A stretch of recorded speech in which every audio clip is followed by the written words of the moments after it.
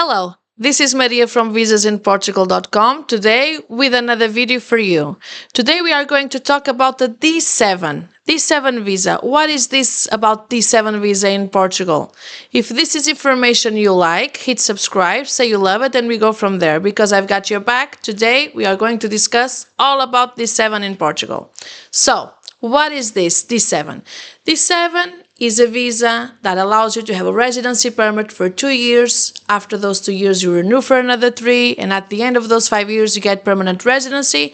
And you can also apply for European long-term visa status. If you don't know what that is, check my other videos that I've done for you about permanent residency in Portugal and European visa status only for you. Check those videos. Now, D7 is for those who have passive income. What is that passive income? Well, if you are retired, you receive a pension. If you are from the US, you have a 401k. If you have properties that you rent out, you own properties, you rent out as a landlord, you receive that passive income every month. You are a partner of a company or you own it yourself and you receive dividends, that's passive income as well. If you have royalties as well, passive income. So that monthly income that you receive without being salary, without working remotely, that's D7, that's passive income. Okay? So what do you need to show and how much of that passive income do you need to show? Okay, so the law says that you only need to show the minimum wage, and the minimum wage now in 2026 is 920 euros, right? So that's supposed to be the number you need to show. But since they made a nomad visa for those who work remotely in Portugal, and that nomad visa, they need to show 3,500 euros per month, around that, they start wanting to see more on passive income. But again, the law says it's minimum wage. So if you have 920 euros every month, you should be eligible for passive income D7, okay? Documents. What documents do you need to show? Okay, first of all, you need to show what's the source of that passive income, right? Is it monthly rents you receive? Let me see those contracts. Let me see those receipts, right? Is it Social Security? You have a document from Social Security every year saying how much you receive. You can show in the bank statements that you're gaining that monthly income every month, right? Monthly income every month. If it's royalties, you have those documents. If it's dividends, the company will send you a document with a report of those dividends that you receive. So all of that shows the passive income. And then you have to show that passive income entering the Portuguese bank account. They need to show that, to see that in 3 bank statements. So whatever information you are going to show about passive income, you have to show it in 3 bank statements in Portugal. And you can also show in other banks all over the world, but you always have to show them in Portugal. Now, they are very picky on this. They want to see it in the Portuguese bank account. What else? Well, you are going to show that you have passive income every month. You are going to show that you have means of subsistence. Again, if you are doing an application with the whole family, the first applicant has to show 100% of that amount. And the rest of the family, the wife, the husband, the children, the mother or the father, 50% of each, okay? For each of them, 50% of that number. You are going to show that you have a place to stay. You either own property or you have a rental contract in Portugal of a property that you are renting every month.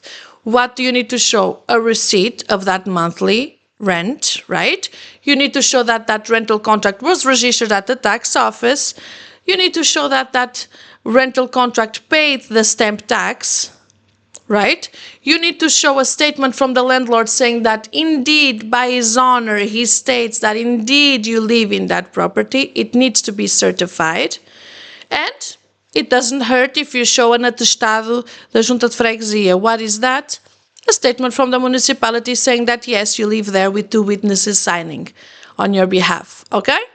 So that's for the means of housing, that you have house. If you own that house, you need to show the ID of the house with your name on it, okay? So means of subsistence, means of housing. What else? You need to show the bank account in Portugal. you need to show a criminal background check. If you're bringing family, you need to show what proves the ties to that family. If it's your parents, your birth certificate. If it's your children, their birth certificate. If it's your spouse, the marriage certificate. If you are not married but you live a partnership, then you need to show a court decision saying that yes, you live a partnership for more than 2 years. Okay, so basically this is it. Means of subsistence, criminal background check, the form of the application where you sign.